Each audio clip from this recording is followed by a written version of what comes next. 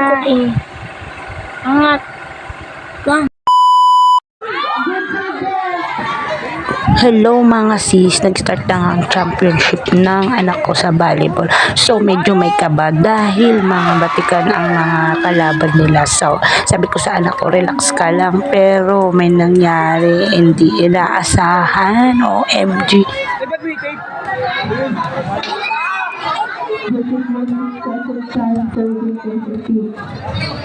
Tangin lang kami sa alam eh. Tangin lang muna eh.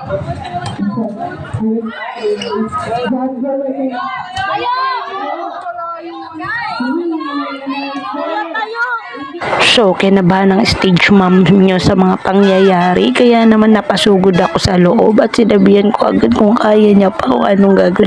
Nagdala agad ako ng panghaplas sa paa at pinamasahe ko sa asawa ko. O diba, ngarag-nagarag ang ina nyo. Pero masakit yapak.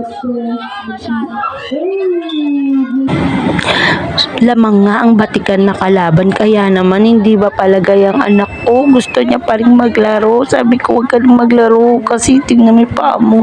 Hindi, ayaw niya talaga magpatinag at pinipilit niya yung paa niya maging okay. Binalakad-lakad niya pa at papasok nga daw siya ulit.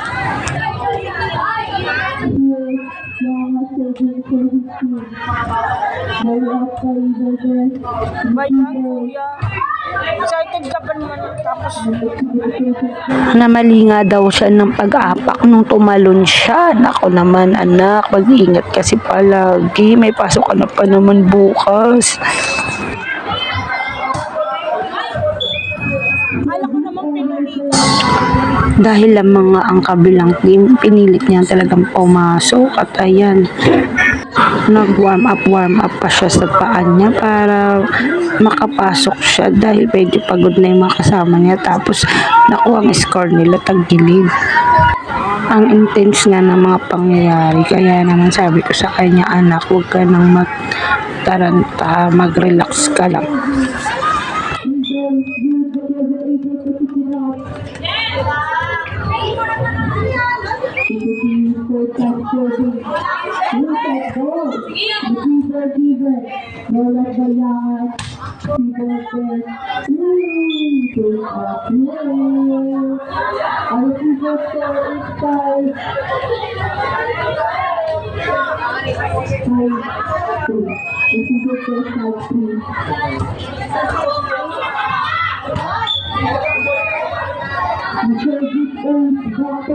Pagkatapos nga ng pagpapahinga niya ay nagpagdesisyon na niyang papasok na siya. Kaya ayan naman, hinayaan ko na lang siya dahil kagustuhan niya talagang maglaro.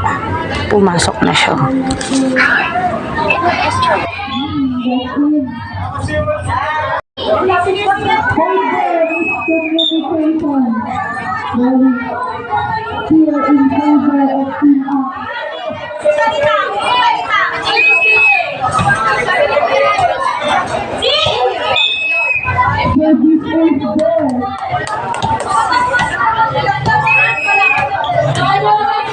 Intense nga ang laban mga sis, kaya naman nag-iinit na ang ulo ni Madam Coach.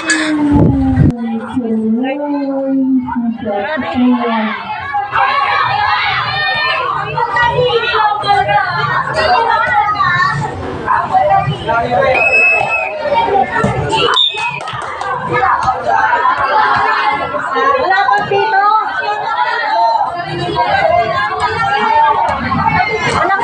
Ang layo nga ng lamang ng kabilang team, kaya naman hindi talaga mapalagay ang anak ko. Ayan na, naglaro na talaga siya ulit. At ito na nga, nagkakainitan na ang laban dahil malapit na matapos mga sis.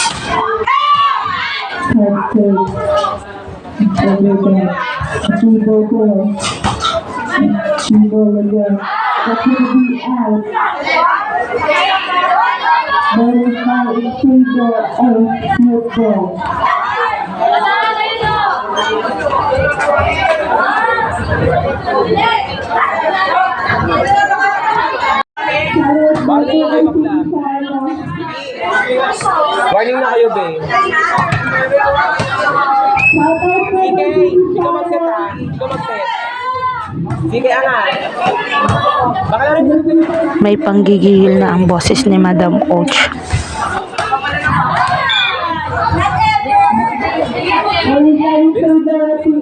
Oh, ayan si Madam, naka-pearl pa naman ng necklace at nakadress pa siya ng itim at hindi naman palagay ang mukha dahil nga matambak sa tambak na sila. OMG, tignan niyo na.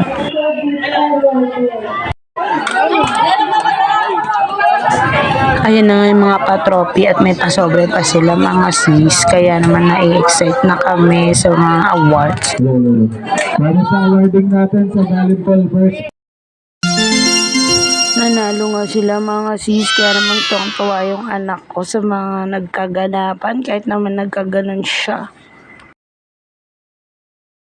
Highlights and season MVP.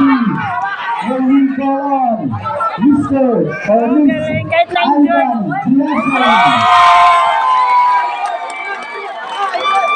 We'll celebrate. Pag-uwi namin sa bahay kaya tsaka namin pinag-usapan yung paan niya at ito na nga naggagamutan na kami. Palit na eh. Angat. Lang. Kawakal. Maan sakit. Huwag mong pinilis. Wait lang na. Agoy. Luma na kasi itong bandage na. Mapreso ka. Ano? Taas mo pa para maano. Itaas mo yung paa mo. Laman na siya. Tama na. Sana maging okay din si kuya para makapasok na siya sa school bukas. Bye!